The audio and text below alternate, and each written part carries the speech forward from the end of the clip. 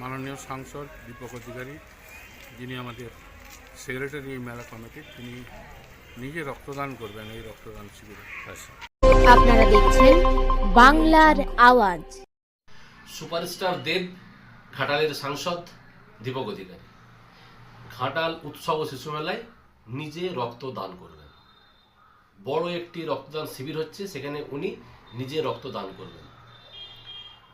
এটা দেবের একটা মানবিক দিক, আর এই মানবিক মানসিকতাকে ঘাটাল সংবাদ মাধ্যমের পক্ষ থেকে কুর্নিশ জানাই।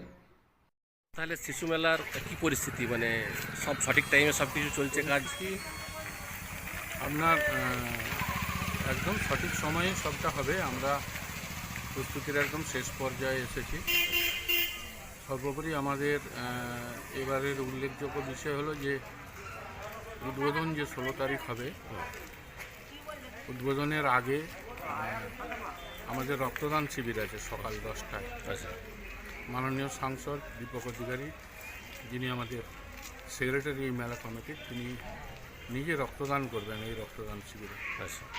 আমরা টার্গেট করেছি যে 600 থেকে 700 রক্তদাতা যাতে রক্তদান করে। এমনি মেলার সমস্ত শিল্পী আমরা বুক করেছি। মেলার আনুষঙ্গিক স্টল রেডি হয়ে গেছে। খুবই অল্প সময়ের মধ্যে ডেকোরেটরটার দক্ষতা দিয়ে মেলার স্টল সে রেডি করে দিয়েছে। মঞ্চ রেডি হয়ে গেছে। স্বাভাবিক কারণেই অসুবিধা হওয়ার কথা নয়। যা যা মেলার নিয়মকানুন আছে সবটাই আমরা মান্যতা দিয়েই আমাদের মেলা আমাদের 16 তারিখ যথাসময়ে উদ্বোধন। 2025 ঘাটাল উৎসব ও শিশু মেলায় যেসব নক্ষত্র তারকারা আসছেন, এরা বাদেও কি অন্য কাউকে চেষ্টা করা হয়েছিল আনার, সে বিষয়ে কি বললেন? আমাদের এর থেকেও ভালো কিছু ভাবার ছিল, ভাবছিলামও, কিন্তু সেটা তাদের ব্যস্ততার জন্য আমাদের ডেটের সঙ্গে ম্যাচ করলো না।